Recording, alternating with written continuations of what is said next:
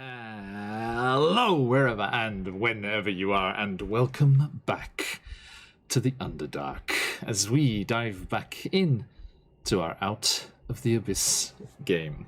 It is an absolute pleasure to be back. Thank you for bearing with us whilst we took a bit of time away, but we are back, and in such a way as well. We had a fabulous weekend with our Jasper's Game Day charity event. A huge thank you to everyone that watched and donated, and our partners and all of our wonderful players who joined us for that, including Daisy over there in chat. Thank you, Daisy.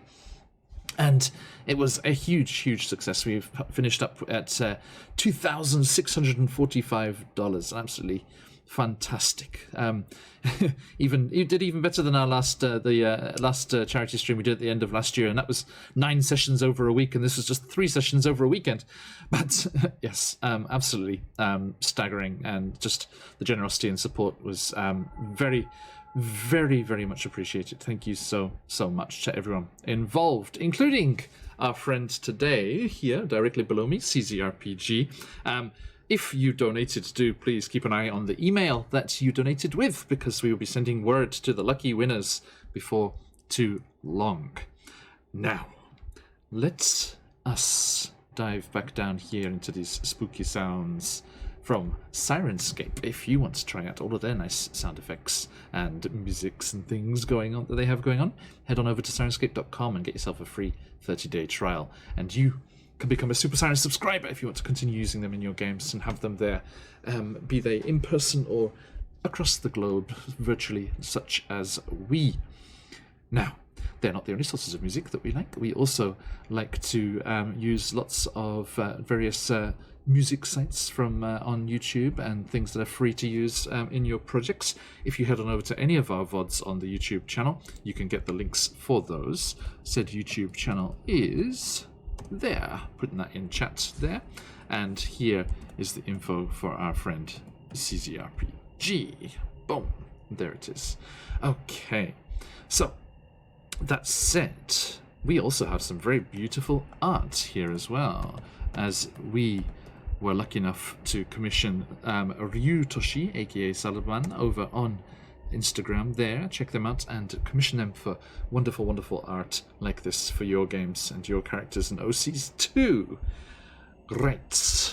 Now, let me double check that I'm not forgetting anything.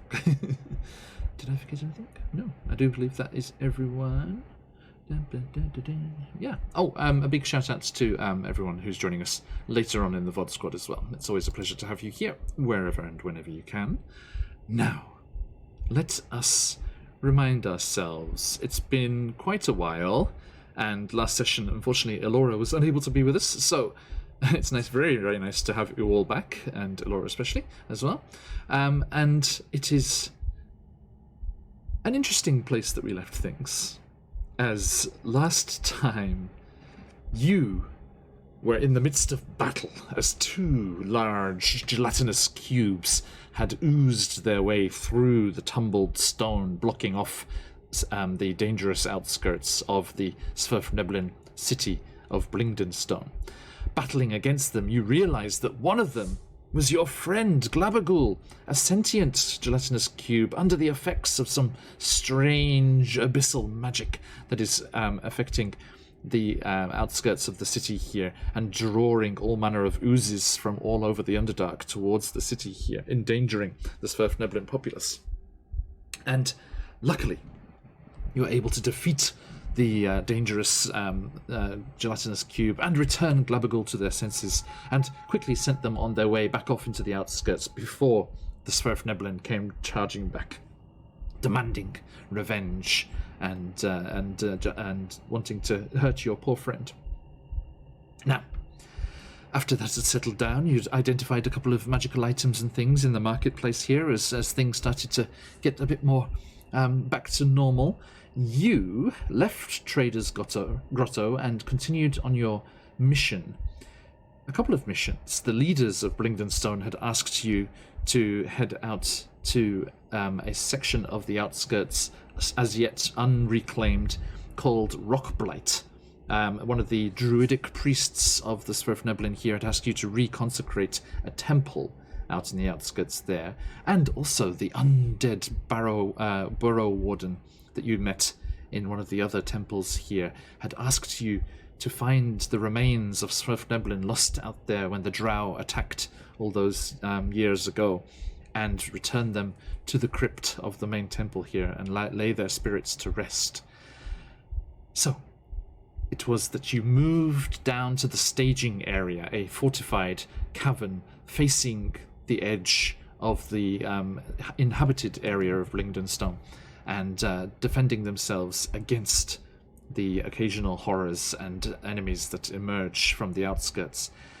It was there that you met Sark Axebarrel, the commander of the Svirfneblin forces, and he gave you a rather scary warning that not only do we have the corrupted earth elementals of the outer tunnels here, but also there is apparently a Medusa lurking out there in the outskirts as well. They let you through the barricaded doors and into the ghostly, deserted caverns and tunnels of the outer city. And you heard the ghostly, ethereal, elusive sounds of battle, which, no matter how much you pursued them, were always just beyond sight, beyond reach. But they led you towards an old residential area, reminding you of the main residential area in the inhabited city, but dead quiet and still and dusty, with still a few remains of the battle as the drow invaded that many decades ago. It was there that you were suddenly confronted by a Svirfneblin ghost, one of the inhabitants of the city killed in the drow attack. They used their ethereal abilities to terrify and attack you. Zakan and Corbin steeled themselves against the attack and held off against the effects of the terrifying beast. Elora, in whose absence I was rolling the dice, was not so fortunate. Not so fortunate to the extent of failing the saving throw by more than 5, which meant Sam, Elora is now 30 years older than she was. Right? You're muted. She's an elf. I mean, it's not that bad. That was our reaction too. Yeah. Well, thank God it was the elf. Yeah, we said it would have outright killed Zakan. Don't got 30 years left. So yes, you are a little more mature. A couple of Is it all platinum blonde now? Is there a few other streaks of the slightly? I know it's already white. I was gonna say if their hair looked like yours now, but your hair is already white. So instead of graying, would they start going black like you have roots? You have the sudden hankering for the elven equivalent of Werther's original. I'm not sure what that is, but anyway, you're looking forward to getting out of the Underdark and moving to Florida. What would be the Florida of the Forgotten Realms? That's gotta be Waterdeep, hey. It'd be Waterdeep. No, but further south, like Miami. Chult in Port Nyanzara. Yeah. Waterdeep would be like New York or like Portland or something. Okay, so yes. Now, as you were terrified, cause, my friend, thank you for that subscription. Keep on keeping on. We shall, sir. We shall. Thank you so much, mate. And as you were terrified by this ghost and Elora was quickly backing away, Zakan used their divine magic to repel the evil spirit and drive it back and drive it away, and it fled off to its original home. You saw it disappearing into one particular burrow in particular there, and as it did so, it screamed It screamed that they're coming! Everyone must hide! And fled from Zakan. And that's where we left things. So, let's quickly say hello to these players of ours and get straight back into Rock Blight. Elora, who are you? Who are you playing, and where are they at right now? Hello, I'm Sam. I play Alora. She is a high elf assassin rogue from a destroyed city called Mythjatter. And she ran away from home to start an outlaw band with her friends and was captured by the Drow. Then met these lovely people. She is now 51 years old. She's originally 21.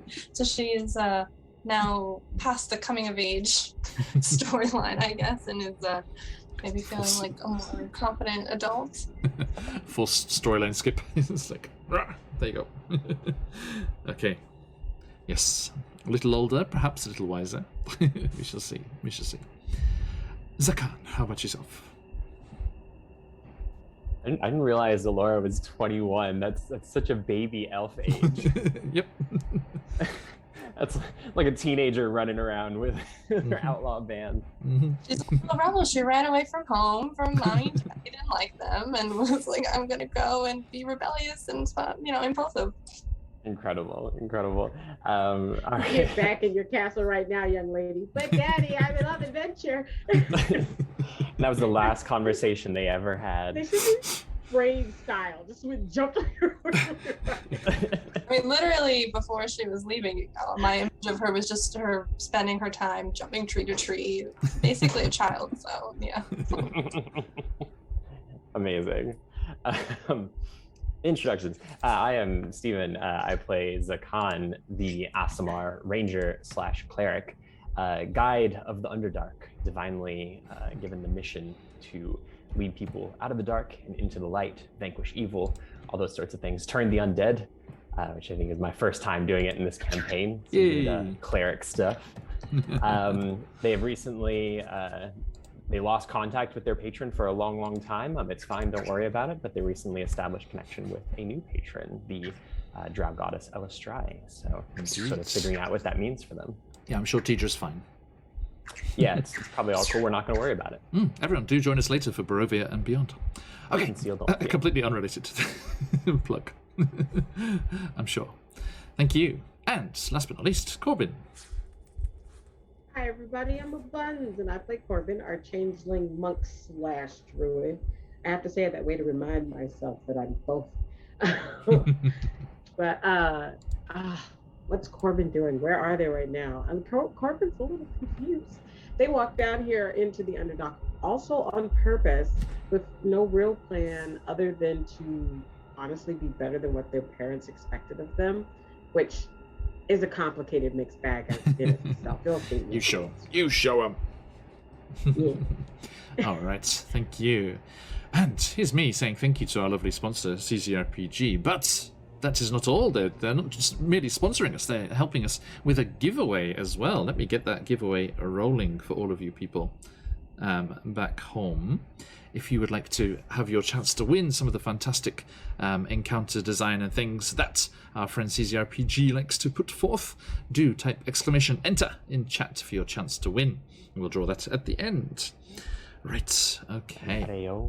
Can't believe I'm surrounded by sassy teens. This makes so much sense. This makes everything make so much sense. No, to be fair, Corbin's like not that much older. They're like 23. Yeah. Oh, and they're adults. Our good friend and our good friend Cos from Candlekeep Mysteries giving the inspiration to Corbin. Have a crystal, my friend. Yay! Thank you. Would that we all had that at 23 years old. A giant spider and a red dragon wormling. Yes. Actually, Corbin, on Saturday over on Quest Junkies UK, we're going to start I'm not quite sure if it's a one-shot or a mini-campaign. I'm not sure how it's going to play out, but I'm playing the full Beastheart class. I'm doing the full one. I got a level 5 build. I went for But what I'm doing on accident, you're gonna yes, yeah, exactly. Pokemon it up. right. Corbin's gonna have to take a level in Beastmaster. They're gonna have to. It's getting ridiculous. I went with the Mimic companion. Yes. So that's going to be good fun. You cannot That's what you were give saying. Corbin a hook horror and instead give them a pet mimic. It's a fair trade-off. All right. So, yes, cheers, cuz. Thank you, my friend. Fighting Okay. Corbin's like in Smash Brothers when you fight against the Pokemon trainer. It's just swapping out. Yep. My kids love that. It's funny. My little Joe, my 5-year-old, that's like he's so like he does that thing, where, like when he makes his character jump, he holds the controller over his head. He's like, Yes. he's like, up. It makes it work better. It helps. Okay. Yeah. Everyone does this when they play games. And then he throws his controller at the 15-year-old brother when he gets owned. That helps too. As a younger sibling, that helps too. Mm-hmm. Ammunition. It's like Glubagul with his magic stones. Squishy little turret. Spitting Switch controllers at his brother. Okay. Right. So, thank you very much, everybody. And let us jump into things here. So, we are returned. Let me just get... we are returned. I need to return to the map. I'm on the map already. I need to get you here too. Come, join us. Please load in nice and quickly. Yay! I do love playing in the morning over here in Japan. Internet is so much incredibly faster than the evening when everybody's online. There you are. We're not. We don't have like a battle map here. Just kind of theatre of the minding it here. So, Sam, if you zoom out there, you can see. In the bottom right. If you zoom out quite a ways, like originally you were up here. This is Trader's Grotto where I'm pinging. Can you see that? Got it. I found us. Yeah. Okay, so up there is Trader's Grotto, and then here is the church where you met the Borough Warden, the ghost of the Borough Warden, and then down here, just where it says Blingden Stone in the middle there, that was the staging area. And then these double doors here is the cavern that they let you through to enter into the Rockblight section. And here is where you are now, yes, down the bottom there, which is where the residential area, so all the different little burrows and holes tunneled into the rock here as the various abodes. Now, you have seen the ghost flee into its abode, and you are charged with putting these spirits to rest. There is also the sound, you can see it on the map, but you can't quite see it from where you're standing. There is the sound of that waterfall that's off to the southeast there. You can hear that splashing and rushing, whatever that is, off in the distance. Yeah. The dungeon is yours, my friends.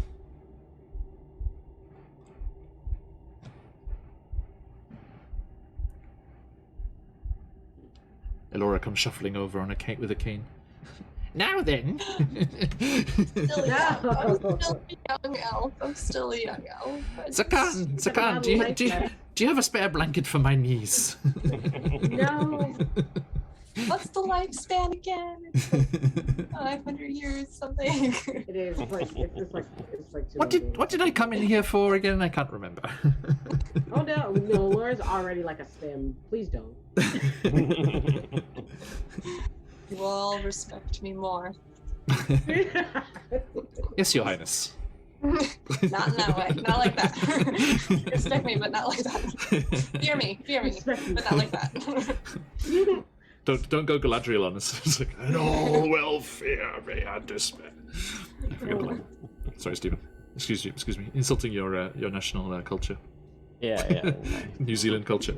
my adopted culture here. Okay, so please, my friends. All right. So, do we want to go towards the water splish sound, or towards whatever that is, and then like another like doom? thing happens, like, or whatever that is. Because either way, hopefully one of them will lead us to like the ground, or are we finding body parts, remains? At this point, I don't even know anymore. Our primary goal still remains to make it to the temple and attempt to reconsecrate it. I think that will help with a number of our problems. Who knows? Maybe it's full of shiny things we can use to trick the Medusa.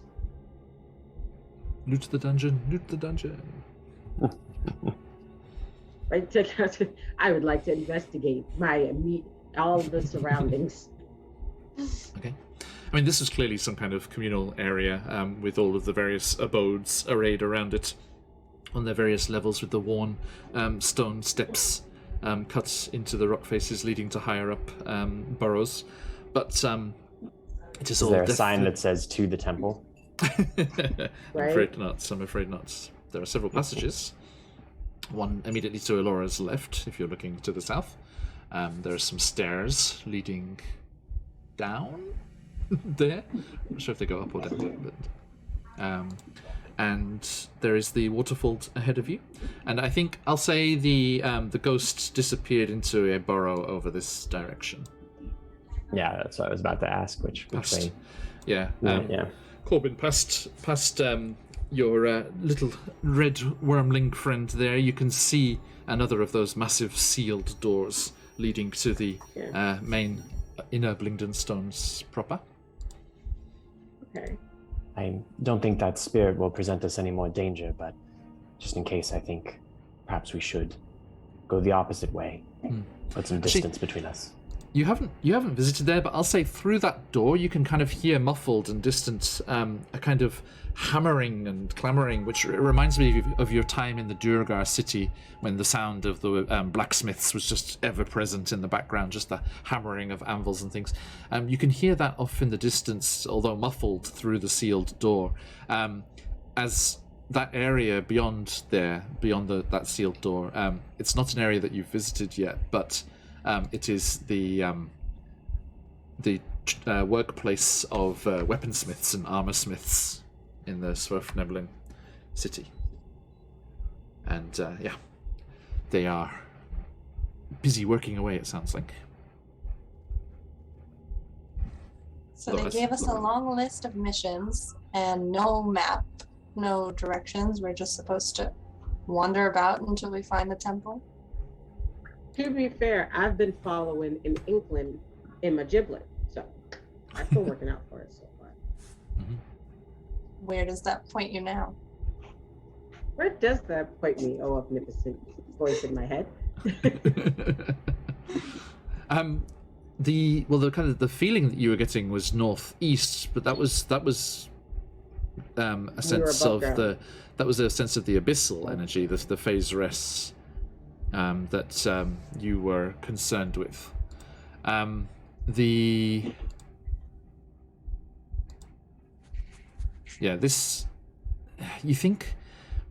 You think that the abyssal threat to Blingden Stone and to the Underdark in general is something different to what's the problem here in Rockblight. Down here it seems more it's more a matter of Ogrimok's Bane, that evil spirit that visited Elora in the dream that time in the onsen, and that was something that was existent here before the Drow attack even. So that's predating the current abyssal problems. Okay.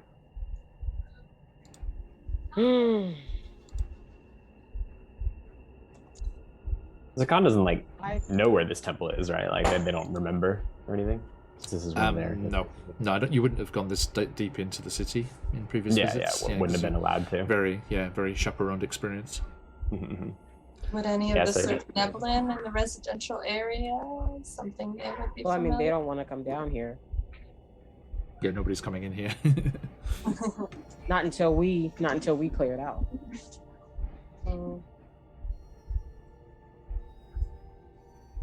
There's nothing to do but start looking. And they gesture towards the Oh staircase. yeah, I really meant that when I was like, yeah, I would like to investigate around us, make sure there's nothing here. But you said there wasn't.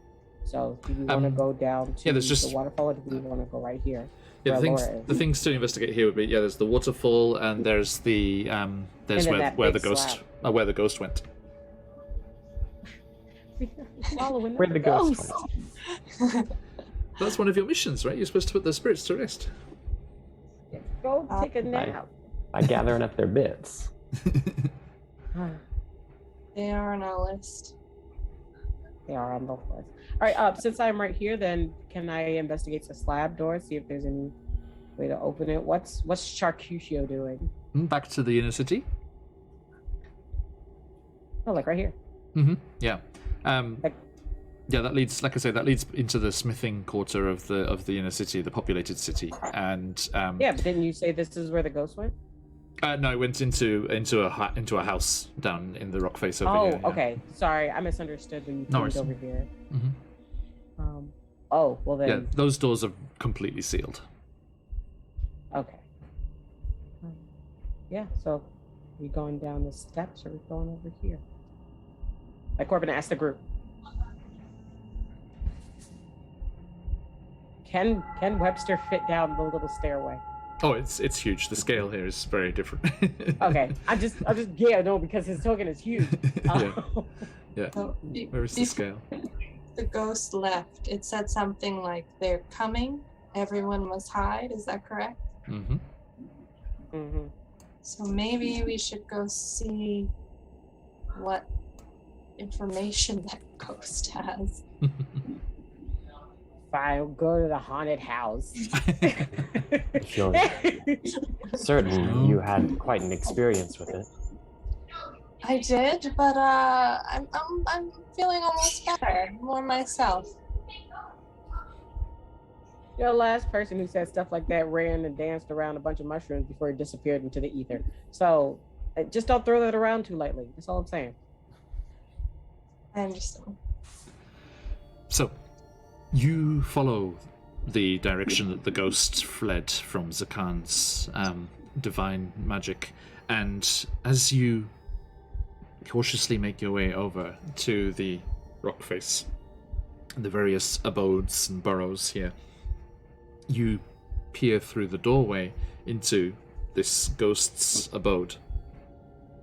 And there is no sight of the ghost, but on the floor, reaching forward,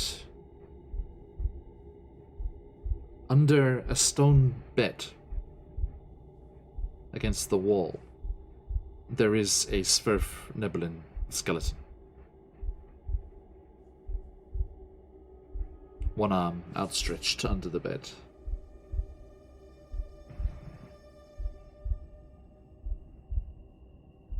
Not moving. When the Barrow-Warden had described this to us, they said it was nearby the temple, right? It was where they wanted these bodies recovered, or? And they said it was in the same kind of vicinity, yeah. But I think they were talking about rock blights in general. Yeah, and so really just like any remains that we find to bring them back and help put them to rest. True. Yeah.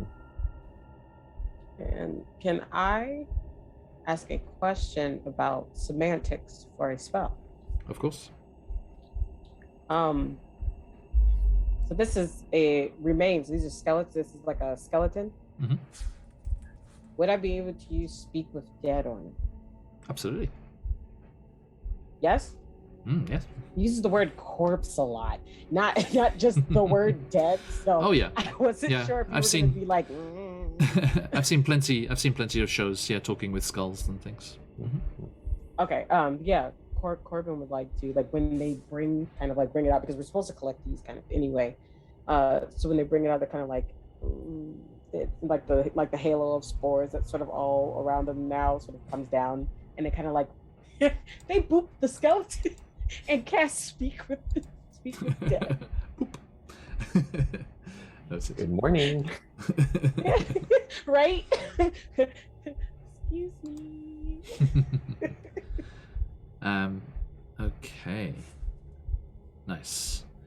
Is this in the Stone Speaker's crystal? Nice. Mm-hmm. Yeah, it has to have a mouth. So the skeleton has its jaw. Yeah, it's okay. Right? It's just kind of gonna talk like this the whole time. Yeah. So yeah, you get up to 5 questions. Okay, cool. And... So I guess even for like a little bit more flavor, they'll let the others know what they're doing. They're not just gonna just like walk over and like boot the skeleton and suddenly start talking. They're gonna like tell them like, I don't think he's gonna be telling us anything anytime soon. Wait, no. I can, and they like ruffle through their bag and take out the song. Like, I could do a thing. What That's when manner of thing? We could just ask them. I don't know about you, but I'm tired of looking for clues. Boop. So yes, That's when they would. You bring forth the Stone Speaker crystal and cast the spell, and a cloud of smoke-like gas that has the same color as the crystal just kind of extends from the end of the crystal and goes into the mouth of the skull and down into the rib cage. Yeah, it goes into the rib cage where the lungs would have been, and you can see it filling out as if it was filling into lungs that aren't there, that rotted away a long time ago. But you can see this gas built up on the interior of the skeleton, and the skull cracks as the jaw moves for the first time in a very long time.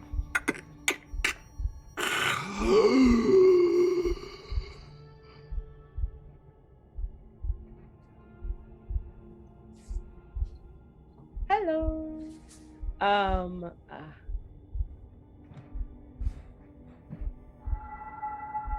They're holding this head. Can someone please ask? We have some questions. We were sent here to help you guys. I don't know if you understand what I'm saying. You said 5 questions. I was scribbling down questions. We know what happened here already, right? So I don't want to waste that question. We assume, and I think Zakan probably would have explained, that it was the massacre that the Drow visited upon this place like some 30 years ago or whatever. Yeah, okay. So questions like, who are you? Or, do you know where the others are? Well, I mean, did they die before that? Do you guys have any questions? Any ideas for questions? Where the temple is to start, I suppose. Oh yeah, I guess that would be a really good one. Can you tell me where the temple is?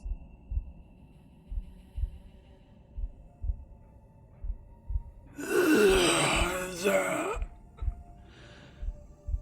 holy place lies to the northeast.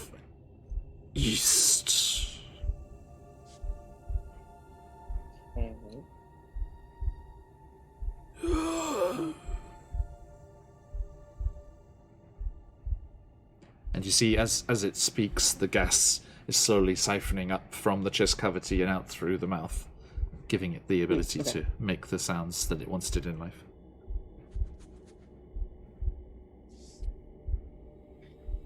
When it works, they kind of just look over at the con like... It's impressive. Okay. I suppose we need to know who they were in life to know what sort of answers they could give us. Okay, so I guess that isn't a waste of a question. Who were you? Oh, is that rude?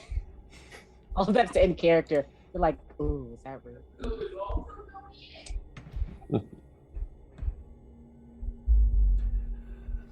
I was a trader.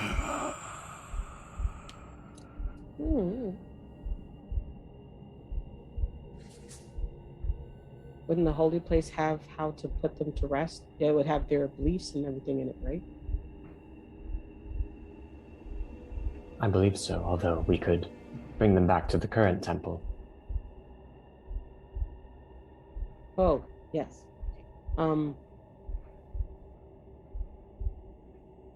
They wouldn't know anything after death, right? Once they Yeah, no, like you can't ask them stay. it says like you can't ask them a question about a future they don't know. Mhm. Mhm. But it would be like about the town and where things were and what was down here. Sorry, out of Was character, there- real quick, because I'm Yeah. without my notes on the new computer. The Barrow Warden, he wanted specifically us to recover his fellow warden's remains. Was it? No, just Swift Neblin. Just Just Swift Red Nebel Neblin remains. remains. That's what Yeah. I wrote Okay. down. Okay. Yeah.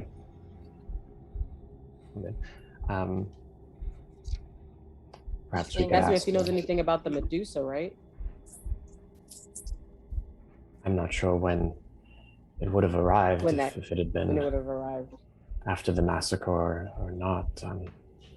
If we are seeking more remains, it could be helpful to know where most of the people were killed, if they know. Do you know where the attack happened?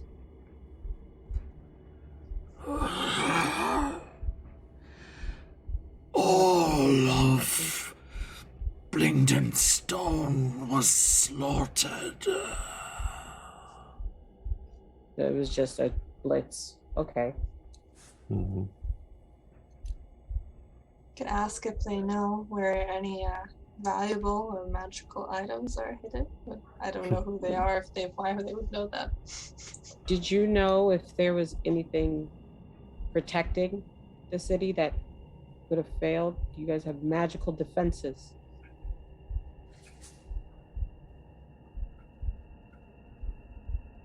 Blingden Stone uses elemental gems. Earth elementals guard this They did city. I'm not sure if they would know, but I suppose we could ask if they know anything about how to disable the earth elementals, a safe word, some kind of protection against, if one were to ever go astray, a way to shut them down. Okay. Any other things? Because this is our last question. I've been keeping track. This is our 5th question. Mhm. I'm open to other ideas, of course. Sam, does Valora have any ideas? No? Okay, then, all right. I mean, if they use the elemental gems, then that's probably where like the power source comes from. So most likely you're probably just yeeting that out of it. I guess, yeah, it's pretty safe. How do you control the elementals? Is it the gems?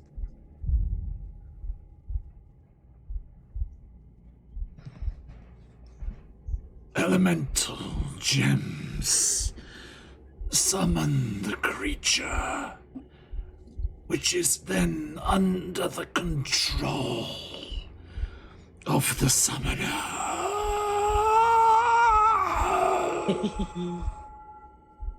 The last of the gas escapes through the bone-white jaws, and the skull is just a skull once more.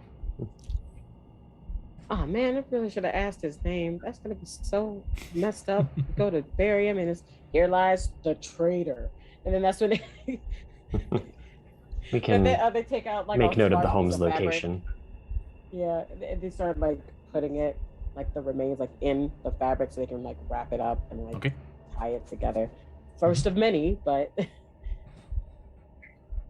You seem oddly familiar with doing that. Not the first bones you've squirreled away. No. So, yes, you gather. So it was strange. It was like kneeling looked like it had been kneeling on the floor, like the leg bones are tucked up under the torso, under the rib cage, and the skull had like fallen and kind of rolled forward a little bit. But then the arm bones were outstretched under the bed, and then you start gathering those They up. were attacked from behind. Do you want to do a medicine check? Actually, I would. With a little bit of help from the flavor we just played out of they have done this type of stuff before. Mm-hmm. All right, so medicine check, which, okay, wait, no, that's not. Laura, if you are interested, as they were a trader, they may have a number of goods still in the home. I assume they have no use for them anymore. Well, I can take a look, see if there's anything worthwhile. If it's not, then I'd just leave it. Yeah, anyone wanting to have a look around, give me a perception check. I'm just wondering if there's a mirror in here. Doesn't seem so. I got a 5, so I see nothing. Oh no. All But right, dusty bones, that's all I see. Corbin, how is the is the a remnants of the household as well? Just like a little bit of furniture that's non-stone furniture busted up and. 10 plus 4 is 14. 14. Okay, that's the medicine check, yeah. Interesting thing. The skeleton shows absolutely no evidence of a violent death. There are no cuts or nicks in any of the bones, or none of them are broken or smashed in. Can I do a history check to see if I remember anything I would have read about the drow and poisons, or any type of spells that would have been like that, like a miasma? I mean, those are both possible options. Things, those are possible options. But if it was like something that the drow are known to do, kind of a thing, instead of both of those. Yep, the priestesses have the magic, Okay. and the warriors will use poisoned weapons. I'm pretty big on poison. So it's like you said that, but then they say those types of things. They're like, well, either he was taken out from behind, but it doesn't really look like there was any type of struggle. And it's like as they're putting the books in the bridge, Also, with those two kinds of deaths. those two kinds of deaths are fairly agonizing. So you think the skeleton would be more kind of like scattered about the place a bit more, as if it had been like writhing in agony, like poison and magic. Whatever happened here was silent. It was seemingly painless, and it was quick, and took people by surprise. So get ready to see a lot of still life. That would have been funny. Sorry, was that Laura? Could it have been the Medusa? Perhaps You would think that should have asked. that the bones would have also turned to stone, or at least be more brittle after being it's not acted like that. Yeah, from stories that you've read or been told, there would be a petrified body as opposed to just the bones. It would still be a petrified body. With the bones out of the way, on a hunch, can Zakan look under the bed to see if there's anything that this person was going for? Sure. Yeah, give me a perception check too. Yeah. That's gonna be a nat 1. Oh no! Nothing at all. If anything, we ask you, what are you doing? Why are you trying to go under the bed? Like, you're going feet first. That they get surprised when when they speak up and they bonk their head and they're like rubbing it. Just thought that maybe they were going under for a reason, but maybe they were just hiding. Corbin, is your curiosity piqued by this, or? Kind of, like, I guess when let me roll as they're talking. It's like, well, I mean, they did. A ghost just ran in here and said, "Everybody run and hide." So it's not like that's a far-fetched thing. Come on, will D20 come back? How did I put you back in here? Where'd you go? Oh, hey. All right, I rolled a base 16. Nice. So, hey, you said a perception, right? Yeah. Mm-hmm. Perception's +4. That's a dirty 20. Nice. Dirty 20. Okay. Dirty 20, yeah. So yeah, you're like, the ghost said he just wanted to run and hide. He was clearly reaching under your click. And you just like, yes, thank you. I think Wait, but also you actually, freeze at the click though. you actually reaching in there to get you weren't searching. You were just reaching in there to get the finger bones and collect every part of the skeleton, and then just You feel like a little beyond. thing, and that natural Corbin curiosity was like, What's this? A red button? click. They are the DD of the group. Stop. No trap goes off. Did you just press something? No trap goes off, but a section of the stone floor rises up a little. they eat just at the sound of it doing. They're just like, no, I don't. Also think I jumps pressed back. that. Yes. And you find Thanks. you find this hidden compartment under the bed, which this skeleton was, well, the Seraph Nobleman, upon the point of death, was apparently reaching for. And within there is a rotted pouch, which has 6 decent-sized gems inside. And I'll just tell you how much they are, for Who does it? for when you figure out later. And yeah, there are 6 gems inside. Each of them are worth 100 gold pieces. So decent-sized gems, not Very spell nice. gems like the ones that you had been asked to deliver. Did you? I forget. Did you Oh, actually? okay. Did you actually deliver those gems last week? No, Last no, time? we asked around about where the dude was, but we got no info about that. So Okay. But yeah, they're not spell gems like those Well, ones. no. These are regular, just like, a way of, concentrating a lump of cash into a smaller, hideable volume. Yeah. And there's also a small glass vial with a nice elaborate stopper in the top. And it's the strangest thing.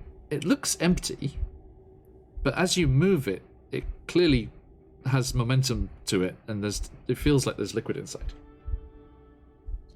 What? They like hold it up to the light. They're like, Okay, cool. I'm not gonna open this now, but please know that it's gonna happen. We could ask the friendly merchant that had previously identified some things for us The before we go about opening it. Dritz fangirl. The Drizzt fan. Indeed. Okay. I also found these, and they're like holding it like Clink, clink, clink, clink. stash. All that was in there. Well, I mean, yeah, this bag that is no longer viable. This mystery liquid, but I don't see anything else. Do not shake it. Oh, look, a pinky. Found it. I don't Last one. imagine he was reaching for his money when he was going to die, so I assume that vial must be very important. Something that might have helped him. No, do not Okay, underestimate the value of jewels to a trader. I know. Okay, well, we do have it. I guess if anything goes weird, or Laura gets poisoned again, we can figure out what happens. Last one, I swear.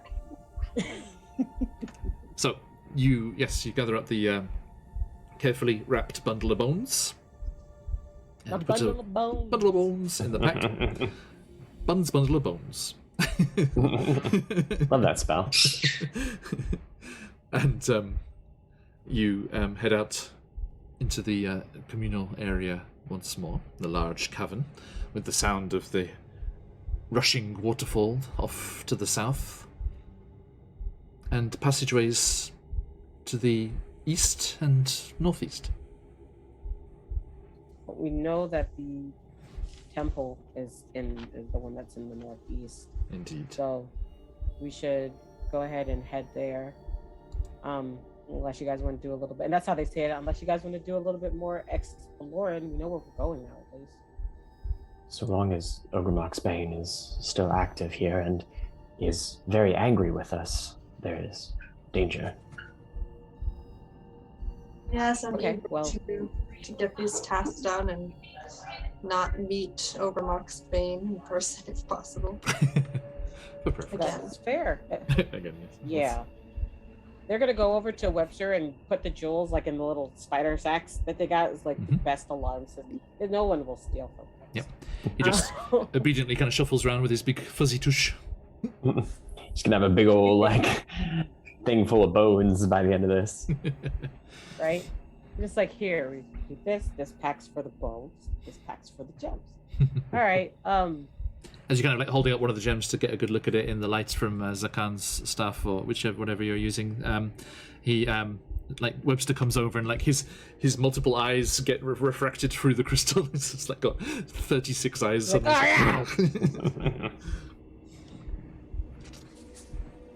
Okay. Oh, you're playing. But Corbin will kind of lead the way, kind of call Charcuccio to climb up her arm, and then kind of like, all right, I guess off we go. Like, Okay, so which direction would you like to head? we're gonna go ahead and go northeast, I think. To the stairway? Yep. Okay. So yes, you make your way as the stone walls of the residential area narrow down towards this still decently wide, ancient, dusty stairway. And you start to make your way down. Let's say it's descending as you get further out to the outskirts here. Down towards this lower area here. You see giant letters hovering in the air above you saying Rock Blight. Oh man, it's crazy that you can just get those up there. Right. Let me shove that out of the way actually. Let's put it down here You, while you're exploring up there. Do Medusas leave tracks? Like they got themselves a snaky body or something that would do. leave? Yeah, they like, we talking Lamia? Mm-hmm. That kind of style. But do you want to give me a survival check? Anyone who's having a look around? Yeah. It's one of my skills. Mad skills, I've heard. Yeah. It's pretty wild with that ranger bonus. So that's a 17. 11. Okay. Corbin, you are still slightly distracted by how cute Webster's little saddlebags are. You're so happy that you found them in the Trader's Grotto. And do not actually find anything. But, Zakan, you discover a lack of tracks. Comprehensively. There is dust and rock dust and stuff settled here, and you are leaving tracks behind you, but there's nothing on the stairs as you head down into that wider open Nothing space. fresh enough to worry about. Mm-hmm. Now, you emerge into this open space at the bottom of the stairway, and as you do, Zakan, you extinguish the lights from your staff as it is no longer necessary, as a natural light emerges from below, as light from bioluminescent fungi refracts through this space, and it's an enchanting, beautiful sight, as the light from the fungi is refracted through these large crystal formations that erupt out of the floor of this spacious cavern, and it creates a kaleidoscope of colors. North Shorty. Sorry, we're in a very atmospheric place here. There's a scary sirenscape in the background, so that alert is just like, ugh. Okay, welcome, my friend. Thank you. 11 months. Wow, that's amazing. Thanks for all of your support, my friend. I need to talk to you very soon about one-shot roulette shenanigans. Okay. Now, I hope you had a good time in Greyhawk, I believe it was today. Yes, likewise. Wouldn't have it any other way. And right back at you, mates. Right back at you. Now, as I said, yes, this bioluminescence being refracted through the crystals creates this beautiful, shifting kaleidoscope of colors almost as you move into the space and block beams of light and move through the refracting beams, as it creates this beautiful, almost rainbow effect on the surrounding walls and ceiling. And the crystals are semi-transparent. slightly distorting the images seen through them as you kind of make your way through them and go separately through different parts, and pass with crystals between each other. It's kind of like in like a hall of mirrors kind of looking. It's not your own reflection, but your friend on the opposite side is distorted as you look through these crystals. And towards let me double check, where would it be? You see like a constant ear and eye out, sort of just taking up the back with Buns leading. Yeah.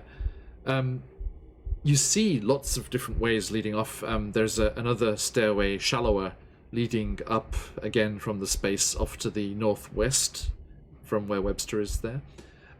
There are a couple of stairways going down to a lower area in the northeast.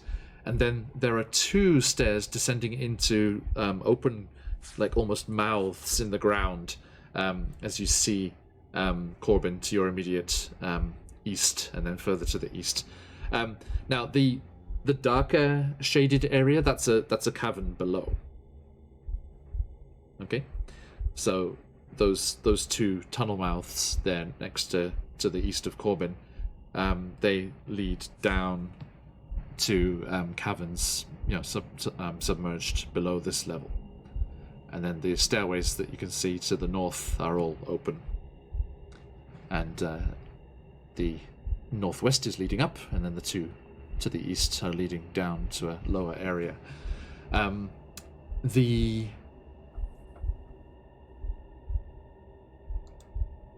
quickly check something here. Yeah, Corbin, pretty much immediately where you are standing, you kind of slowly make your way out into this crystal-filled chamber, and you start as you see a figure lurking, almost looking like they're ready to pounce. But after you kind of gather your wits for a moment and look at it properly, you realize that it's a statue. Oh, statue about to be punched in the throat. Oh, thank you. Sorry, hold that thought, Corbin. Careful Cantrip, DM Dave, and all of our friends at Careful Cantrip, a massive, massive thank you. Hello, Raiders. 50 of you wonderful, wonderful people. Welcome, welcome. And good timing. We have ourselves a lovely, lovely giveaway today. So welcome in, Raiders, and do jump in. Let me type in the details there. Wicked love, thank you for that follow. I hope you've had a fantastic session. Everyone, do head on over. Oh, thank you, Real Dead Weight. Good name. Let's have a look here. Everyone, yes, do head on over to our friends over there at Careful Cantrip. Wonderful, wonderful stuff. Sorry, slightly belated, Dave, but congratulations on the 1,000. Although you're probably way beyond that already. Oh, Bardic Dice, thank you. And I missed one as well. Who did I miss? Sorry, all the follows. Thank you, everybody. Crash Burn 2. Thank you very much as well. Welcome in, everybody. If you do give us a follow, do check out your Twitch Whispers later. I will give you an invitation to our followers' Discord. You can jump in there and share anything that you've got going on. Let me finish up this shout out here. Careful Cantrip. Boom. They've been playing some Dungeons and Dragons. Welcome in, Raiders. I hope that you had a lot of fun. I know with DM Dave at the reins, it would have been a good time. We are playing Out of the Abyss, and they are exploring the haunted outskirts. Oh, thank you for the bits. They're exploring the haunted outskirts of Blingdenstone, the Sverfneblin city, and they are creeping through. They've heard there's a Medusa lurking in here somewhere, and the strange malignant force Ogromax Boon is in here, corrupting earth elementals and causing all kinds of trouble as they creep through the abandoned sections out here on the outskirts of the city. Coincidentally, we've just seen a statue. I'm sure it's a normal statue. But I was in the middle of I was it. very clear on the terror point. now. Yes, you find this beautifully cut. The craftsmanship is amazing. Would you say it's almost lifelike? Lifelike, I'll fight you. I will fight you. Fight you. It's like when we were playing our mini campaign with AJ Winters last summer, and they were going towards this big jungle pyramid, and there was lots of interesting statues outside. And the others were like, there was a few new players to D&D and stuff, and they were like, okay, yeah, and like AJ was just like, no. I know what this means. So yeah, everyone, please do jump in that giveaway, !enter, for your chance to win some fantastic encounter stuff from CZRPG. And jump on in. Welcome, everybody. Now, as I was saying, yes, you find this beautiful artistic Svirfneblin workmanship is just renowned throughout the Underdark. As you found this beautiful statue. It's an interesting design. Clasped in its hand is a broken shard of one of these crystals, which it seems to kind of almost be raising in front of its face. But its hand hasn't quite raised up that high. It seems to, in the act of raising up one of these crystals to its eyes, it seems to have been captured for artistic posterity. Yeah. Forever. So I think Corbin's halted at it, and so we've all sort of gathered and seeing it. Zakan goes, Corbin, your mirror. Laura, you'll remember what I said about not making eye contact if you see this creature, this Medusa. You close your eyes, you get far away. Stick to the shadows as you do. Too? For whom? They're pointing to Webster and Charcuccio. Does that count for them? They do best to keep their distance, I think. Unless you're able to tell them to close their eyes. Well, I mean, maybe not Webster. I feel like It's a lot of eyes. It is a lot of eyes, but also we could set this place. How big is the area that we're in? This is quite a wide open cavern space. Like I say, those darker shaded areas are subterranean chambers below you, so you can move across that space as well, around where those stairways go down, and the whole cavern is just covered with these crystals rising up out of the ground. Okay, I would like to send Webster into the cavern that is to I believe, the west of us, right there, and have him make a web. So, kind of like a trapdoor spider, almost in a sense, to kind of like feel around, because it says that there are webs, they can feel things that come close to them. They'll help us. In Corbin's mind, it can help us keep track of what the heck is in here with us. So the one that's next to you? Yes, and I believe it's one of the moves he has to use his web shot. That's the attack, I guess. If you would like for me to roll for it. Okay, so it's going down into the stairway, and to do that. Yes. The stairway, or like right here, like this. As you said, that was a deep cavern where I just had it. Over here? Yeah, those are stairways going down. Yes. Not the stairway, the little hole, right where I moved him. Oh no, that's the column that goes up to the ceiling. The two holes, these that goes down next to Corbin's thing and Charcuccio, down here. Mm-hmm. These two are descending into the ground. Yeah. Okay. Then yeah, the one that you just did. This one. Mm-hmm. This one. Okay. So he's going to go down into the hole and then shoot into that space. Mm-hmm. Make two little trapdoors. Yeah. So while he's sort of doing like that, pluck the crystal mirror out and give it to Alora. Laura looks ready to hide. Corbin, could you yes. open up Webster's character sheet there and roll me a Constitution saving throw? Okay. This Oh. Wait! I don't. Oh, I know which hole I it is. just realized what you asked me to do. You said make a con save for him? I did. Okay, cool. Did I actually gonna do it? You rolled a 19. Yeah, that says Constitution 19. 19. Okay. Thank you. Let's look up here. I don't like what Sirenscape is doing right now. I'm right. It's too appropriate. I like the music. The music track's great. I don't like what's happening right now. All right. Okay, right. Thank you. So yes, Webster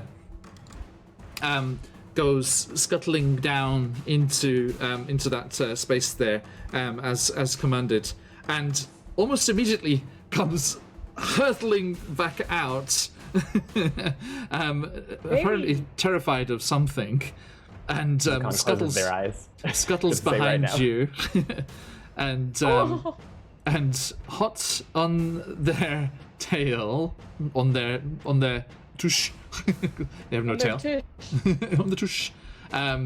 A dark-skinned, kind of almost grey, but kind of charcoal grey skinned figure in long dark robes, trailing out behind it, comes striding up the stairs, and their head and shoulders emerge first, and you can see atop their head the writhing nest of snakes that is their hair, and a Medusa emerges from their lair.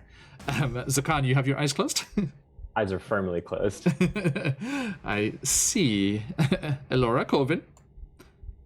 I was turned towards the spider because it ran behind me. It was like, that's why I'm over here like, baby, what's wrong? So they're like not Okay. even looking. Elora, how about you? Of course. And Zakan gave me the mirror, right? So I guess I had the mirror ready Yeah. to hold up. Okay. Make me a dexterity saving throw. See how quickly you can bring this mirror up. And Sam wasn't here, but Alora will remember the lecture about Yes. the Medusa that Zakan gave. Yes, yes. That was an 8. An 8? No. I don't know if I was holding it. I was doing this. No. Mike Disney, the illustrious Mike Disney. Welcome, welcome. Okay. Thank you. So, as you,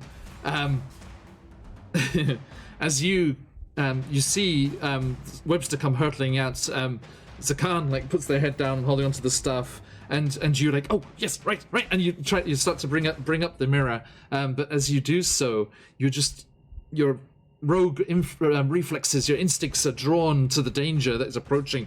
You look across at this figure that is emerging from the stairway, and it turns to you, and her voice rings out. What have we here? What little things have stumbled into my lair? And her eyes, shining gold, look with yours, Elora.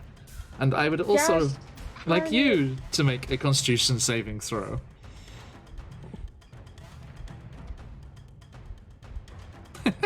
Crush burn I 2. need to check. Do I have inspiration?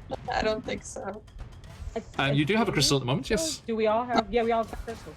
Zakan does not. I do not, yeah. Right. I'm going to use that. Well, wait, I get to decide after. All right. I'm Yeah, just roll gonna- first. Yeah, roll first. See how it looks. Definitely better to use it on the Constitution than the Dex. Yes. Okay, that was a 15. 15. What do you think? I would like to remind you that Whoops rolled a 19 and survived, so anything in that ballpark would be. But don't you have to keep the second roll no matter what? Yes. Yeah. so Oh. It's not advantage. It's not advantage. it's no, it's not- a it's not re-roll. advantage. Mhm. It's a reroll. So if only It's the this gamble. really could use it. All right. I Yeah. feel like most saves are 15. 15's not bad, yeah. 15. Yeah. If it meets it, beats it. No? Okay. Okay. I'm going with 15. I'm going to keep it. Okay. I only have a Alright. plus Follow 1. your heart. Follow your heart. I never said she looked. I said she held up the mirror. This is okay. Okay. Okay, 15. That mirror is cursed. Crystal. So let's put our friend here on the map here. I like this token. It's cool. Okay. Really nice. Rah. Ooh. Go ahead, Medusa. Is it a snake body or is it like legs? No, it's just a humanoid body. Human body. I'm going to use my. Yeah, they were striding. I think you and T have the the thing on that. Oh, that's thank right, yeah. cousin Daisy with the inspiration for our friend Zakan. Thank you. Yay, thanks, Daisy. All right. We may very well need it. Yes, those of you who have our Dream Pie channel points can help out our friends here if they need it. We shall see. We have one petrification potion between us. So. Oh, right. So, you're keeping the 15, Allura? Yeah, because I only have a +1, so this is pretty good. This is a pretty good one for me. Okay. So yes, those golden shining eyes lock with yours, and you feel a certain stiffness start to come over your body, but no, this is not where your story ends. You have a throne to reclaim, even if you don't want to. And There you go. and you shrug off the effects of the petrifying gaze. The 15 does it. 15 at least does it. 15 was okay. Okay, and Roveljax, our friend Roveljax, with the immediate return of your inspiration crystal there, Laura. Yeah. Thank you, Roveljax. Y'all are going to Okay. be keeping us alive. We're going to be relying on Thank you you. very heavily. Okay, speaking of, let's roll some initiative. No. Yeah, as like if Laura cries out or something, I think Zakan will call out, rely on your other senses, your hearing, get out of the way as far as you can. You almost went Arnie there, saying, get out of the way. Get out of the way. It's just the immediate concern. Eyes closed for probably this whole encounter. Thank you, blind sight. This could be interesting. What's the range on the blind sight though? 10 feet. Right? She Ooh. is more than 10 feet away at the moment. Yeah, so we'll need to locate her first, but But you'll it know does when say they get close. yeah, You'll it says you know can when see they- anything, not just Yeah. creatures or whatever. So I think they have a decent sense of like the walls and stuff around them too. Okay, so Zakan and Corbin, let's get your initiative in there. I see mine's in. 2 Zakans. I don't Oh, see. doubles a con. Oh, my bad.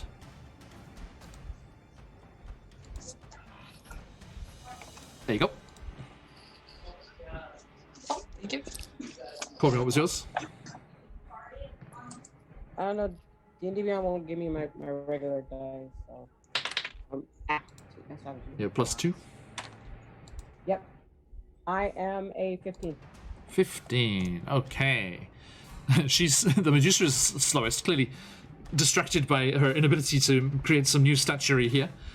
And of course, having now brought the mirror up to her gaze, Elora Illustrious, what would you like to do? I'm afraid if you are using a mirror, you cannot use a bow. It's a two-handed affair. Trying the Medusa to look at itself, right? So, can I, in this situation, hide and then prepare an action for when she seems distracted? I don't know. Okay. That's maybe too Like specific when she turns away. scenario. Yeah. Okay. Now, you can, if you're going to hold your action, then are you going to hide as your bonus action? Yes. Yeah. Okay. Now, due to the rather translucent nature of these crystals, that will be made with a disadvantage. Translucent nature of these crystals. Yeah, because you can see through the crystals, but I mean they are big enough to hide behind. But It's like kind of like a funhouse effect, like a Hall of Mirrors effect. yeah, Oh, we're gonna get that cool thing where like there's 20 Aloras and which one's the real one? yeah. Suddenly, there's a guy with a strange clawed hand like stalking you through those mirrors. No. What Bruce, about this we need Bruce. column behind Webster? Behind Webster. Uh-huh. Okay, yeah, Webster is a size larger than you, so yeah, absolutely. That'll work. Oh, the column that was next to Webster. Oh, I see. So you're gonna sprint through the crystals and head over there. Would that be considered me running away from the enemy or no? I mean, but you're not adjacent, so there's no attack of opportunity or anything. Okay, I'm 10 feet away. Okay. Mhm. All right. So I'm gonna try and hide there first of all. Okay, look. So give me that stealth check. Yeah, that's gonna be 16. 16. Okay. So you think you're doing a decent job. So you dashed over to that column. Right. And I guess I'm gonna prepare an action to hold up while looking away, not making eye contact. But when maybe I'll keep an eye from behind and not make eye contact. Just look at the ground and look at their, one of their feet, I guess, end of their cloak, and see when they look like they're turning towards my direction. And then, without looking, hold up my mirror. Mm-hmm. So you're hiding behind the column and using the mirror to keep an eye on them? Yeah. Okay. Thank you. And sorry, what was the trigger again? When they turn towards the column, like my direction. They look in that direction. Okay. I see. Now, the one problem with using that column is that's quite far away, right? You're across the far side of the chamber. Okay. So where they are at the moment, you don't think you'll be close enough for them to see themselves properly. And there's crystals between them. But if they come in that direction, then definitely. Okay. Corbin, that brings us to you with Zakan on deck. Okay. You are aware of something, and you can hear the hissing of the hair as it's writhing around the Medusa's head. Behind you, you're just looking at Webster, and kind of turning Webster's head away. Right? Don't look at it, baby. Trying to cover all the eyes. I am though. For real. Too many eyes. Okay, I would like to, because this would be an action. It's not a reaction, right? To do what, sorry? I'm saying this. This is my turn. This is my action, right? Yes. Can I hear where everyone else is kind of where Alora would have kind of tried to make that attack? You see, as you're facing Webster, you see Alora dash behind Webster and just go behind this stone column to the far right there, because that's in front of you is the direction you're facing. Yeah, they're gonna throw their hands back and cast Entangle and hope they get whatever the hell is coming behind them. Okay, now. There's no real line of sight. I'm not turning around. I'm just blindly casting a spell. I will give you disadvantage because I know. Like you sort of know where the pit is. Is there an attack? Yeah. Is there an attack roll on that? On Entangle, looking at the spell. Yes, concentration up for 1 minute, 1 action. It would take my action to do that. But there's no roll to hit. It's just an area of your choice. Grasping weeds, yep, just an area of 90 feet. 90 feet radius? Range of 90 feet, area of 20 feet. Okay. Give me an insight check to see if you can gauge where to cast the spell in relation to where you saw the entrance to the cave. I rolled a nat 20 on the digital dice. There you go. Nice. All right. So, with that very, very astute judging of the space, you cast Entangle at the entrance to the Medusa's lair, and so give me the deal with that again. Okay. Reading Entangle. Grasping weeds, just flavor. A creature within the area when you cast the spell must succeed a strength saving throw or be restrained by the entangling plants until the spell ends. That spell is up to 1 minute. Okay, a creature restrained by the plants can use its action to make a strength check against your spell save DC. On a success, it frees itself. My spell save DC is 12. But it has, that's if it gets entangled. So the strength saving throw, yeah? Mm-hmm. Strength saving throw. Okay, and then that would make them restrained. Mm-hmm. Okay, which just stops them moving. They can still take actions. Their action has to be the strength save to get out. If they want to escape, yeah. Yeah. Okay, cool. Right, so yes, you accurately judge where to cast it, and what manner of plant roiling up out of the stones here? Like all the mushrooms and stuff that have been going around. Root systems go even under cavernous areas. Like whenever you see somebody break into a wall, there'll be roots that are from up above. So I'm thinking like the roots of the mushrooms. Okay. Everything that grow up above is kind of just So yeah, all of the Especially biolayers. with the water source nearby. Especially Okay, with so that water, this the actually water looks source. very beautiful, and it actually creates a shifting display of colors and patterns on the walls because the roots are also bioluminescent, like the fungi in the walls. So these bioluminescent yay. roots all just come erupting up and writhing around that area where the Medusa is, and she kicks and slashes at them with a short sword that she has, and tries to escape being entangled with a 14, I'm afraid. So she kicks and escapes from being caught by the roots of the fungi here. But it creates a very nice dancing lights effect around the entirety of the cavern. But I'm afraid she's not restrained. But good spellcasting there. blind spellcasting. And I just gave more cover, so technically I helped. Yes, indeed. Any bonus action? Bonus action. I mean, it's still so it's just. Could I move? I still have my movement. I kind of want to run away. Anything with. You have your movement and a bonus action still. Yep, and we also need to roll some. Sorry, which are you using Chakushi or Webster here? Oh yeah, I do have to pick one. I already had used Webster to do that first initial thing. Yep. So I'm gonna stay with. So bind it with Webster. Stay with him. So, yep, and tell Charcuterie to like get into the pack and not pop out unless I say. Yes. We don't Okay, need curious wormling eyes. roll me a d4, please. Everyone, well, for our new raiders and everyone here, far side of the sun. I'm here as a baby DM, taking lots of notes. Oh wow, I hope it's useful. It's a pleasure to have you here, far side of the sun. I hope you enjoy. So, we are using something a bit original here, something new from the wonderful minds at MCDM Studios, Matt Colville and friends. We are using the companion rules from their Beast Heart class that they released recently.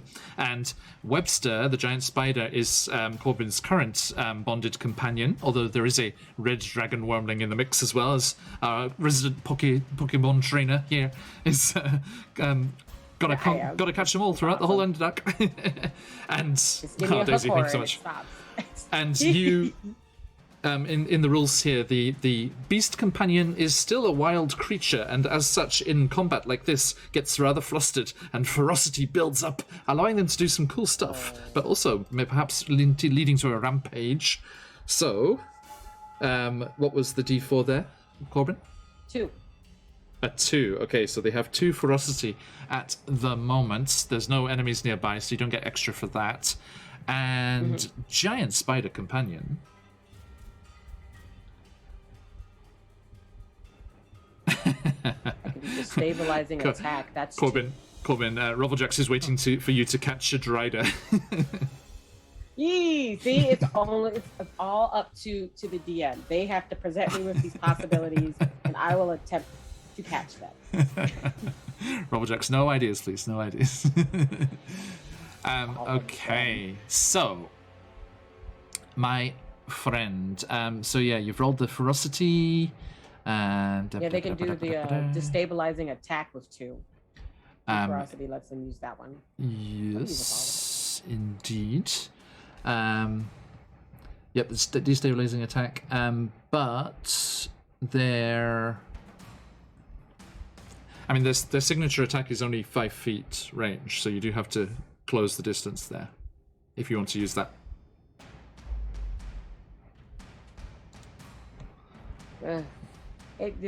They just ran away from them. Okay, yeah. Yes. I'm gonna have them move over and try to do the destabilizing attack, but kind of in a bum rush sort of way to get to all of the vines and stuff I just created, because that's cover for the spider. Yeah, it makes them harder to hit. Yes, indeed. Okay. So, how are you sending Webster towards the Medusa?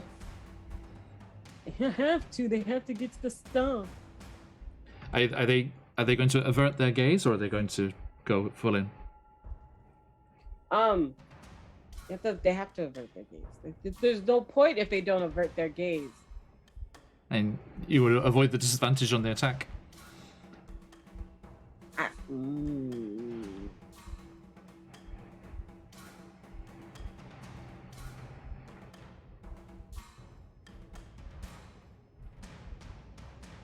So you're doing this so that I don't have as many pets. It's your plan all along. I've never right, seen a giant spider statue before. All right, go, Webster, go. All right, not averting gaze so that they can try to make this. Constitution stable saving throw, please. Yeah, I know. Okay, you got this, sweet pie. All right, wait. Roll 20. Pulling up the character sheet. Constitution saving throw. No. No. No. What was it?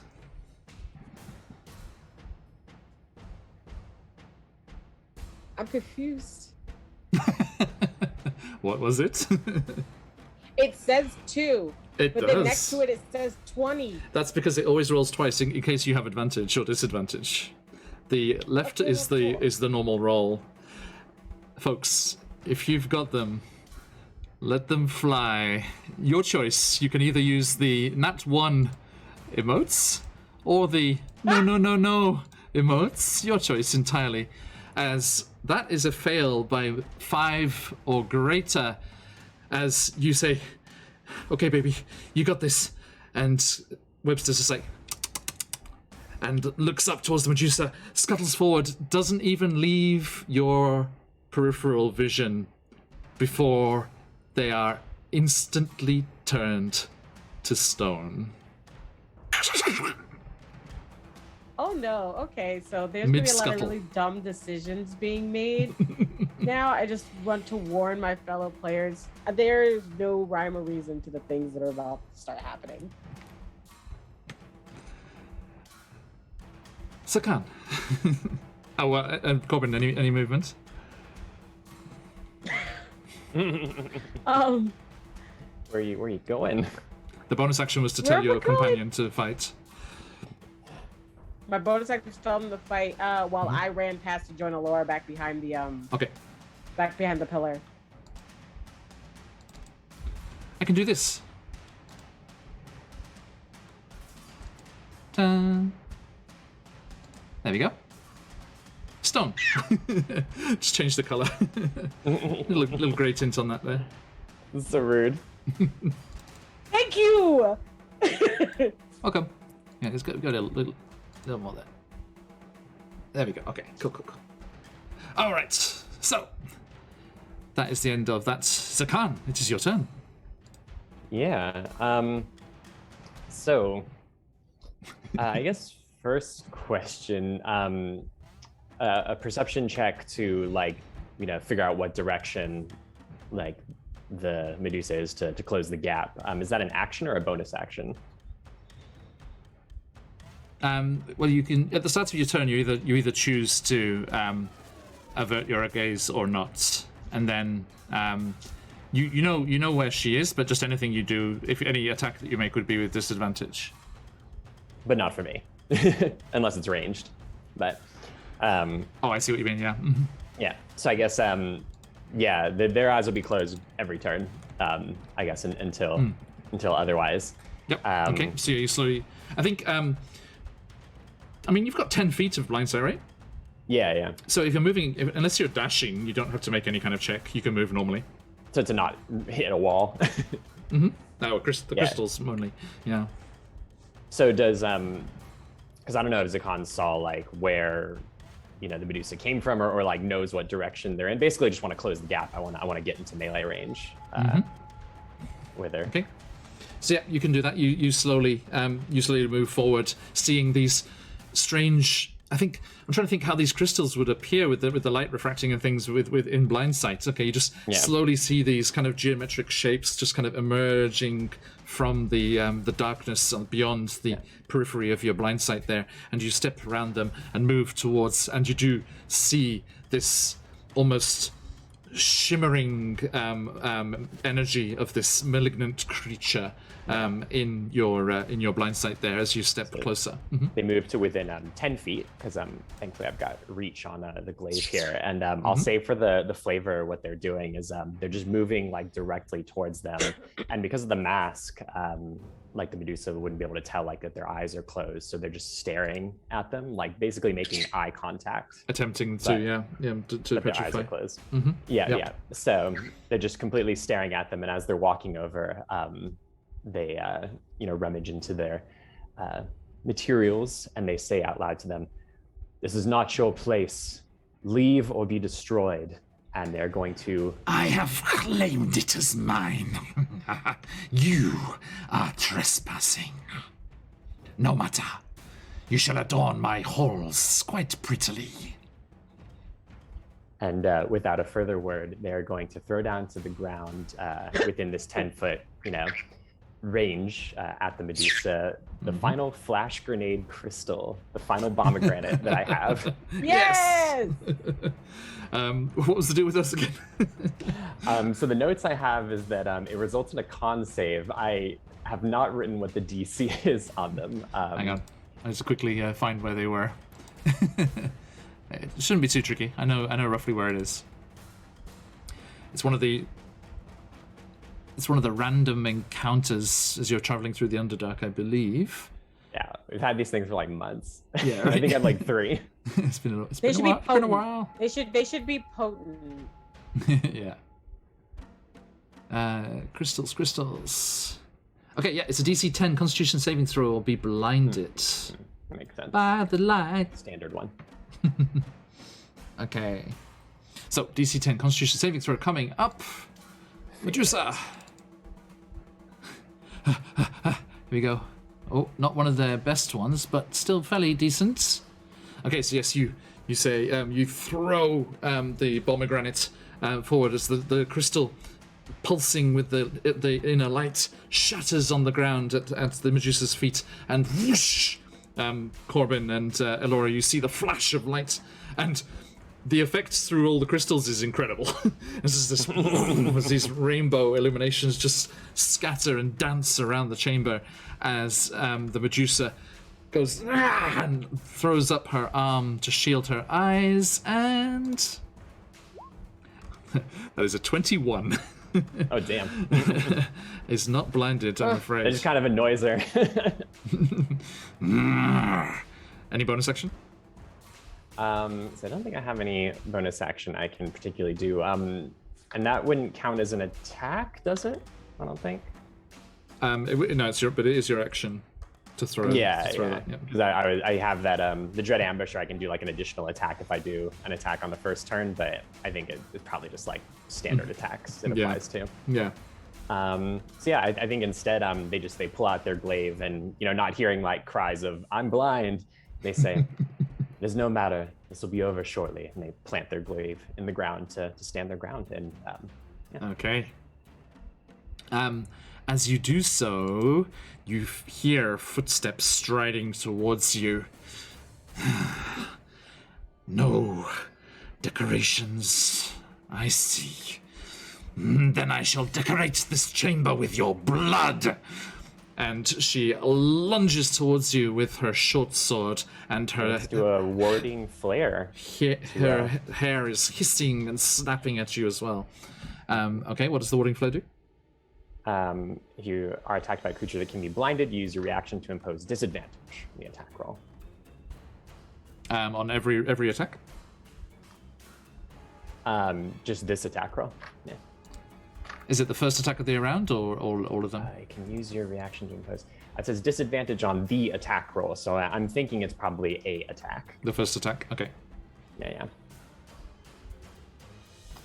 Let's see. This is the reaction. Mm-hmm. So yeah, you she lashes out with the short sword and gets the disadvantage on that. Natural one. So yes, so she goes forward, emboldened by her ability to not be blinded by the pomegranates, but then suddenly the even brighter illumination of your inner spirit just erupts from the mask, and she's like, looks away instinctively and misses the swipe. But she does recover and bring it back on the backswing, and a 23 on the second attack. Oh boy. That is going to be 5 piercing. Can I say that like Zakan just doesn't even react to it? Essentially, like they're just locked, masked, like looking at their face. Mm-hmm. Certainly. Yes, that cuts into your arm, and then the snakes, writhing and hissing, dart forward and try to bite at you. Boop. Only an 8 though, as you kind of move out of the way as they hiss towards you. Kind of like do that thing, like thrust your glaive forward, and the kind of snake gets wrapped around it like a flail attack. Yeah. Okay, brings us back to Elora, Illustrious. I guess knowing that Webster was just, petrified, I guess Alora's gonna put her hand on Corbin's shoulder and just like, it's gonna be all right. We're gonna get Webster back. Now, Elora, you are hidden, which would give you advantage. So if you wish to avert your gaze and shoot, you could just make a flat roll. Would I still be able to get sneak attack then? Because I'm technically coming from an advantage position. Well, Zakan's there, so regardless, it's okay. Is it 5 feet or 10 feet? It's 5, but she moved to within 5 feet. Oh, okay, she did. To Okay, attack, okay. yeah. She's right next to Zakan now.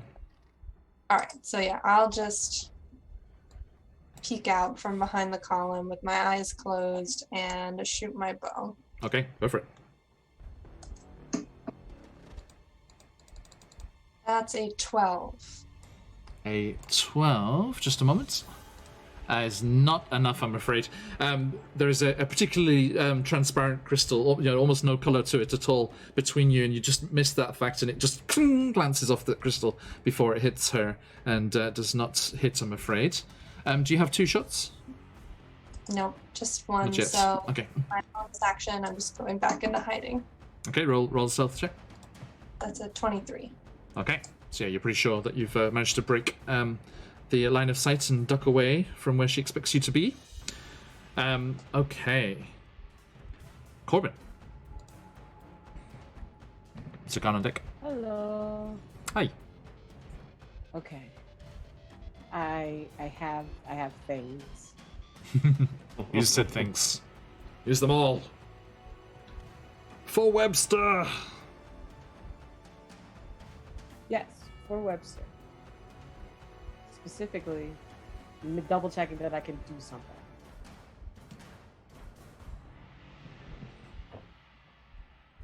Well, it says that it should work. Okay. So first thing that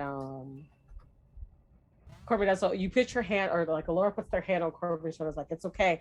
We're gonna get him back. There's like no response from them. Corbin's face looks so serious and so different than what it did like when they were playing around, when they were just like picking with the bones, all of that. And they just kind of turn around and like drop their pack and like kind of shuffle it up against like the pillar, and it's just like, stay here, and then close it. And then they turn around and start they're gonna close their eyes and do this. I think you're so intense. You're so intense that that ghost skeleton, the skull kind of pops out. It's like, okay. Not going anywhere. You mean me? Don't. Right? Yes. I thought we were done talking. Yeah. Sorry. Definitely stay. But they're gonna run forward. They're not gonna make eye contact. They're gonna just kind of like one of those like quick glances to see where the shape is and start darting towards them. The first thing that they are gonna do is cast Primal Savagery and jump at them. Nice.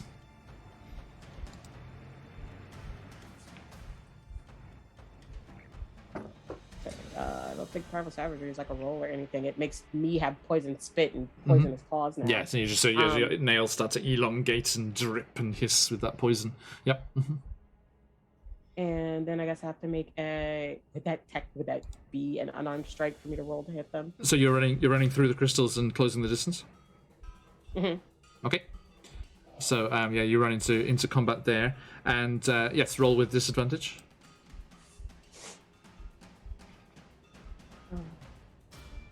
And you parkour off a few of the crystals, right? Yeah, of course. Right, of course. Aw, man, I rolled a 19 for that first one. And the second one. Okay, no, second one is base 15 plus 4. That's still 19. That hits. Okay. What are you attacking with? My claws, so they'll take poison damage. So unarmed strike. Mm-hmm. Yep. So yep, do the unarmed strike attack and then the extra damage. I'm clicking it, but it's not rolling. Bludgeoning damage is just plus 2. It's just 2, yeah. Mm-hmm. And the extra damage for the spell. Hold on, I'm pulling it up so I can. It's 2d10 poison damage, and Nice. that is 13. Despite their snake hair, they do not have any resistance or anything to poison. 13. Yeah, 18, 12, 8, 9, 10, 11, 12 damage. 12. That was 12 total. Mm-hmm. Nice.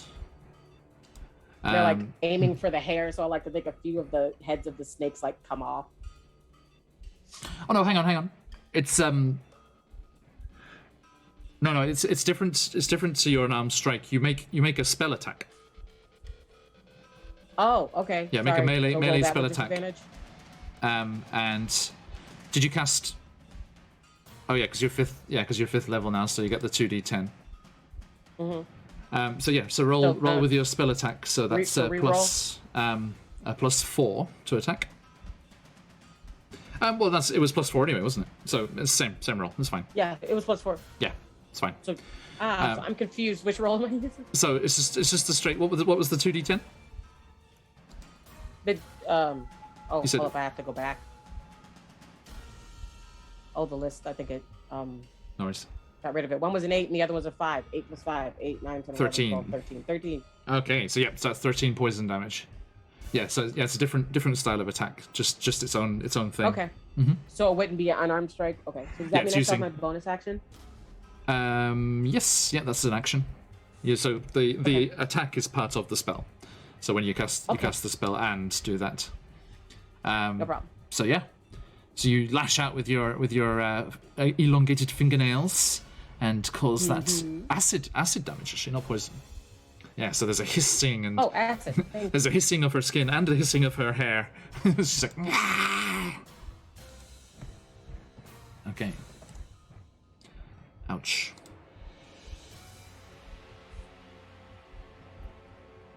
And yeah, any bonus actions? Bonus action, I am going to wild shape into a giant spider. Haha. For Webster. Yep, specifically because my CR, it has to be a giant wolf spider. Yes. It can't be a cave spider. I only go up to CR 4. Because I'm druid level 2. I'm afraid wild shape is an action unless you're a moon druid. Oh, my spell shape is very. Yeah, it's one of the benefits of the moon druid one. They do they can do that as a bonus action. Wow. Circle of the moon. Your blows set of action and everything in action. Bonus action. Fury blows, spells, magic stone. Sorry, yeah, I was just looking at my stuff. You're Nice, right. I yeah, can't do that, but I can do. You can do a spell. You can do a spell that's a bonus action because the primal savagery is a cantrip. Okay. So you could also cast Shillelagh. I could cast Shillelagh, and that Have that. doesn't count as unless that counts as the hit attack, and I can do my Fury of Blows. No, the casting of the Shillelagh spell just imbues the power into the weapon for you to use No, later. I mean because I made the hit for the primal savagery, unless that counts as a hit, so I can use my Fury of Blows.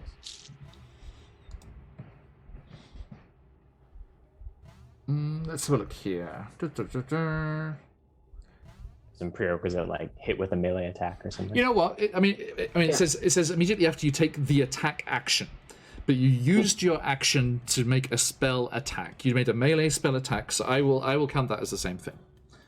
I think some DMs will be like, technically it wasn't the attack action. Yeah, it's definitely a thing. Thank you. But sod it, yeah. What is the point of being a druid monk if you cannot bring these combinations together? I appreciate it. You're very welcome. So you mark off the key point. Of course. And so two unarmed strikes. Shasha! Without the acid damage. Unfortunately, the first one's a 12. That misses, I'm afraid. Okay, but that's what the second one is for. Yes, 16. Hits. It was on another 10, and then it went, and then it tilted over to the 12. Nice. Who's that with the cheers? Crashburn 2. I must away. Well, it was a pleasure to meet you, my friend. Thank you. May your toddler continue to scare Medusas and enjoy it. I have a ferocious toddler myself, so it was nice to have you. Welcome. I hope to see you again. And thank you for the cheers. All right. Okay. So yeah, the second one hits. Is it just a straight 2 damage? Yeah, it's just 2 more damage. Yeah. Punch. Okay. Nice. Just a splash of monk in the mix. Okay. So, Zakan. Yeah. So I think what we're gonna do is a trick we haven't seen in a while. We'll have to. We'll get to the end of this round, and then we'll take a break until next time. So don't worry, Crash, you're not missing too much. Sam can go. Yeah. So a trick we haven't seen in a while, which is going to be activating Searing Smite, the second level. So glaives still planted. They haven't moved. Yes. Still eyes, closed and locked onto the Medusa. They say, "We are no easy prey, and this is not your place." And the glaive begins to glow with that sort of golden burning energy. Nice. And they're going to take just a big old 2-handed swing with it. Go for it. What happens. Yeah. Thankfully, the spell lasts for a minute, so if I miss, I can always, hit It's again. the next time you hit, yeah, so it can... The next time you hit, yeah. Unless I break your concentration. Can I use inspiration on an attack, right? Of course, yeah, any roll you like. Yeah, why not? Go ahead and go for it. Also, Maybe any later, D20 roll. Yeah, any D20. Yeah. So, but Zakan thankfully is less in danger of being petrified thanks to blind fighting. Indeed. Does a 14 do it? That was the second roll? Yeah. Yeah. I'm afraid not. Just misses. Yeah. So Yes. whizzes by. She steps out of the way nimbly and kind of deflects the glaive with her blade. And she's like, You'll have to be faster than that, old man. and she comes lunging forward. I will see who she goes for. First, her short sword attack goes for Corbin. Ooh. Uh. Right? Can I use a reaction? No. 19. Hits I her. hope you're not asking me if that hits because you mean if you are. Like, Sorry, you, like I have why are you doing I have some this? players with silly armor classes. Sorry. It's supposed to See have the it. sheets. I'm not a barbarian. Watch us the next class. I'm gonna make it one of you. Amia- You'll never hit me. A mere 5 piercing. As the short sword cuts. The short cuts sword's home. not the worst of it. Yeah. Okay. So the short sword flashes out, cuts into Corbin's arm, got a nasty gash across the shoulder, Corbin, as she smiles, and a few of the snakes laugh at you. And then the sword rude. flashes round and swings towards Zakarn. That'll be another warding flare for that. Okay. An 11 with that disadvantage. Corbin hisses back. It's just very animalistic right now. Yes, yeah, the primal savagery just is right. It's just that one time, right? So it's fading, but still in the mix there, definitely. And Yeah. And All the poor snakes are like, oh, my eyes. yes, she's like, again with that cursed brightness. Down here in the dark, one should see without lights. And the snakes, angry at being blinded, lunge forwards to try and bite you, Zakan. And that is only a 10. They've still got the little birds around their heads. The cartoon dazed effect here, and they're just like, and that is the end of the round. And that Okay, right. is No! where we shall leave things for today. I'm sorry. I gotta go and earn some money to keep the lights on here. Keep all the dice rolling. Okay, so thank you all very, very much. Let me chill out. Thank you. Chill out, Sirenscape there, as we're finishing up here. A massive... Right? Sounds like the end of Avatar up in here. A massive thank you to everyone who's joined us today. A massive welcome and thank you to Careful Cantrip and everyone. Thank you for those follows. I'll be sending that Discord invite, so keep an eye out for that. And it's been a pleasure to have you all here. Stick around as we ourselves will also head off raiding and spread that love onwards to somewhere out in the Twitchverse. But it is an absolute pleasure. Now, before, as we're just wrapping up things here and seeing what is to come in the coming week, what do we have going on? But whilst we're talking about that, if you have not already, do jump in our giveaway, !enter, for your chance to win some beautiful encounter design from the fantastic CZRPG. Boop.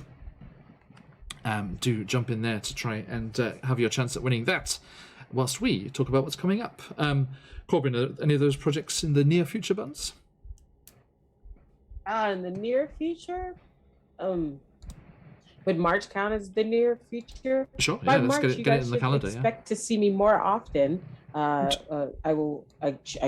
talks of me joining a channel so that I will be on a more scheduled, reoccurring thing. Yay. More of that. Okay. Nice. Look forward to hearing more about that next month. And then we will be here again later on today for me, or Thursday morning if you're over that side of the world, as we head back to Barovia to join our Barovia and beyond. They have gathered all 3 crystals of the Ladies of the Thanes.